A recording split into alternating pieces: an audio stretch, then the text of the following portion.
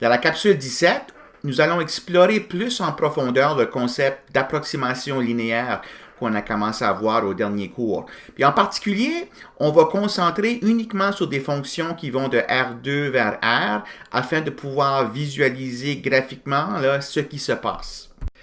Vouloir comprendre c'est quoi la notion de dérivée pour une fonction vectorielle nous force à vraiment essayer de comprendre qu'est-ce que ce concept-là veut dire pour une fonction qui va de R vers R. Alors la question c'est, qu'est-ce qu'on veut dire par bonne approximation en ce qui concerne l'approximation linéaire?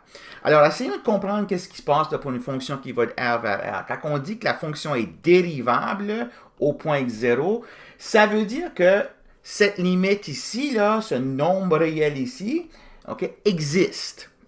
Bon, on va manipuler un peu cette expression-là. On va la réécrire de la manière suivante. C'est la même chose que dire que la limite quand x tend vers x0 de f de x moins f de x0 sur x moins x0 moins ce nombre ici égale à 0. OK, alors vous conviendrez que l'expression que j'ai ici puis l'expression que j'ai ici, c'est la même chose. Ensuite, ce que je vais faire, c'est que je vais prendre l'expression à l'intérieur de la parenthèse ici puis la mettre sur dénominateur commun. Donc, je vais l'écrire comme limite quand x tend vers x0 de f de x moins, et puis je vais faire ceci, f de x0 plus f' de x0 fois x moins x0. J'ai mis un moins ici en avant de cette grosse parenthèse ici, qui va aller multiplier ceci pour donner un moins, ce moins-là. Donc, divisé par x moins x0 égale à 0. OK? Donc, c'est ça que ça veut dire qu'une fonction réelle soit dérivable. Au point x0, c'est que cette limite ici soit égale à 0. Regardons l'expression dans la parenthèse. Okay? D'abord, qu'est-ce qui arrive quand, si j'oubliais que la limite est là, je gardais juste l'expression entre parenthèses. Si je remplace x par x0, le numérateur s'annule, puis le dénominateur s'annule aussi. Alors, on a une forme indéterminée ici, quand x égale à x0.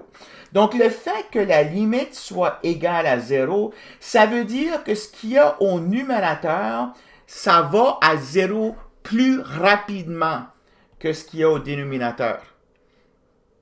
OK? Donc, c'est ça que ça veut dire que la limite de ce quotient ici soit égale à 0. Le numérateur et le dénominateur, tous les deux, à 0, mais ce qui est au numérateur va à 0 plus rapidement qu'est-ce qu'il y a au dénominateur. Mais regardons qu'est-ce qu'il y a au numérateur. Ici, on a f de x moins l'approximation linéaire. Donc, la différence entre les valeurs de f et les valeurs sur l'approximation linéaire à 0 plus rapidement que la distance entre x et x0. C'est ça que ça veut dire une bonne approximation linéaire. Okay, alors, je vais écrire ça. Donc, bonne approximation.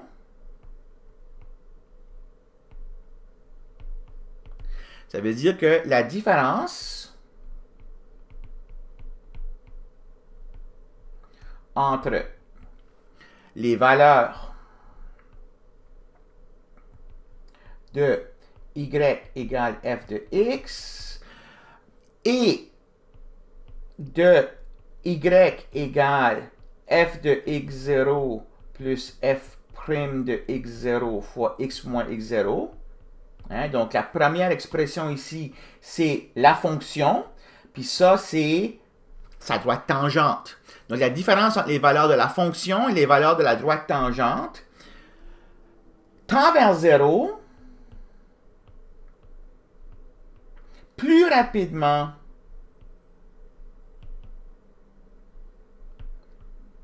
que, bon, une autre manière de l'écrire, c'est plus rapidement que la quantité 1 sur x moins x0 tend vers l'infini.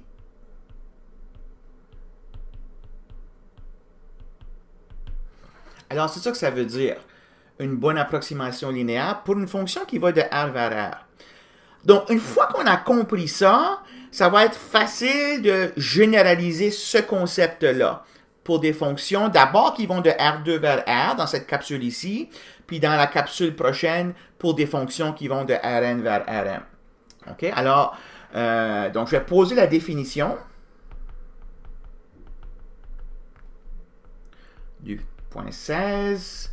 Donc, on va commencer avec un ouvert dans R2.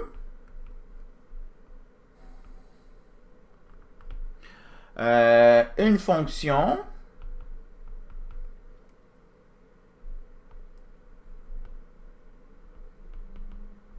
et puis x0, y0, un point dans le domaine de la fonction qui doit être tel que f dérivé par rapport à x au point x0, y0 et f dérivé par rapport à y au point x0, y0, tous les deux existent. Okay? Donc, comme je disais à la dernière capsule, il faut nécessairement qu'on soit capable de construire le plan. Okay? Alors, c'est une condition nécessaire pour construire ce plan-là que ces deux pentes ici existent. Mais, comme on avait vu un exemple, c'est pas suffisant pour garantir que le plan tangent approxime bien la fonction. Donc, ce qu'on va dire, c'est que la fonction f est dérivable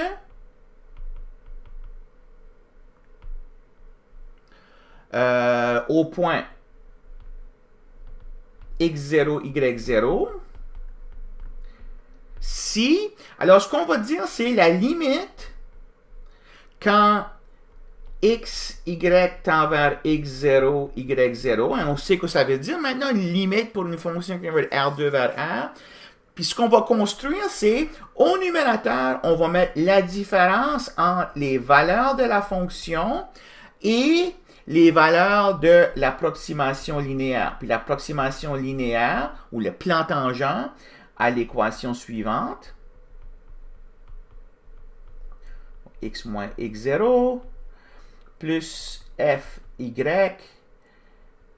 x0, y0 fois y moins y0. Alors, au numérateur, on a cette expression-là qui va à 0 quand x, y tend vers x0, y0, mais il faut que ça aille à 0 plus rapidement que la distance entre x0, y0 et xy. Puis cette distance-là, ben c'est quoi? C'est la distance euclidienne dans le plan. Racine carrée de x moins x0 au carré plus y moins y0 au carré. Alors ça, je vous rappelle ici là, que ça, c'est la distance euclidienne entre xy et x0, y0. Okay? Donc, on veut que cette limite-là soit égale à 0. Si cette limite-là est égale à 0, on va dire que f est dérivable au point x0, y0. Alors, si f est dérivable au point x0, y0, le plan tangent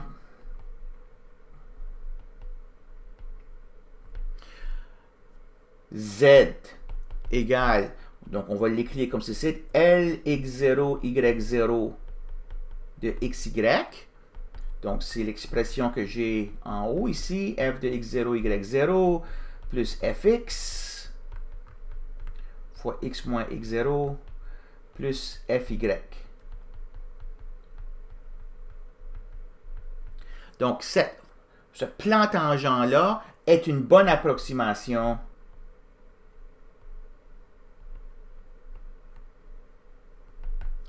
à la fonction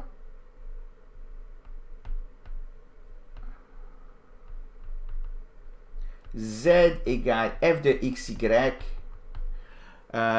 lorsque xy est près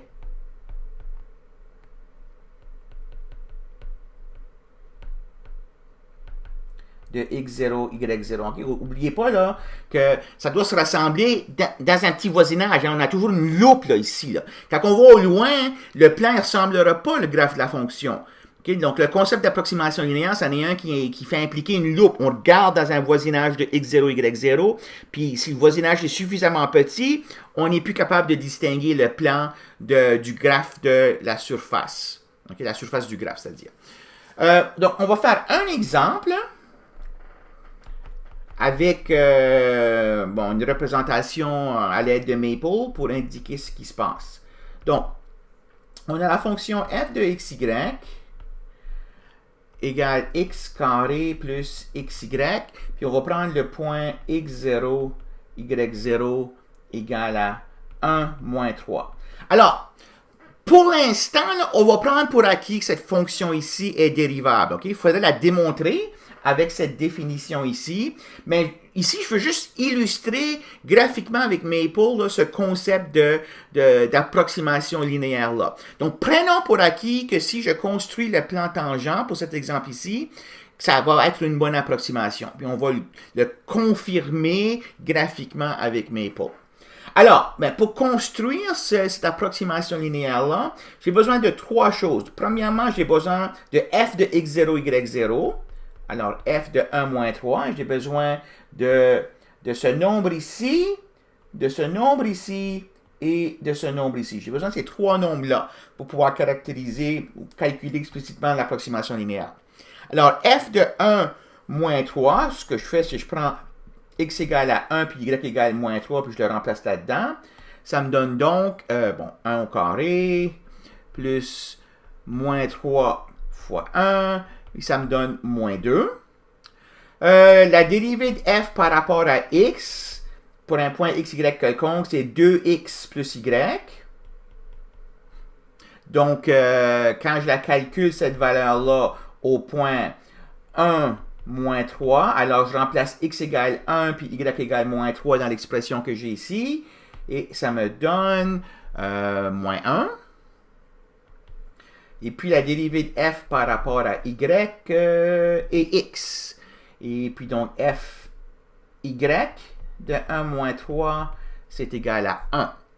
Donc, l'équation du plan tangent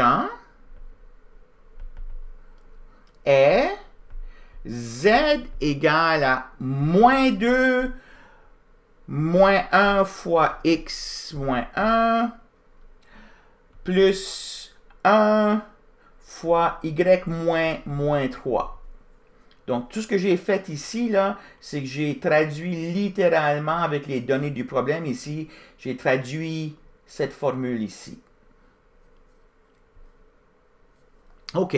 Alors, ce que je vais vous faire, c'est vous montrer sur Maple qu'est-ce qui se passe dans l'exemple ici. Donc, j'ai sur ce graphique ici deux surfaces. Une surface en rouge. La surface en rouge, c'est le graphe de la fonction x carré plus xy.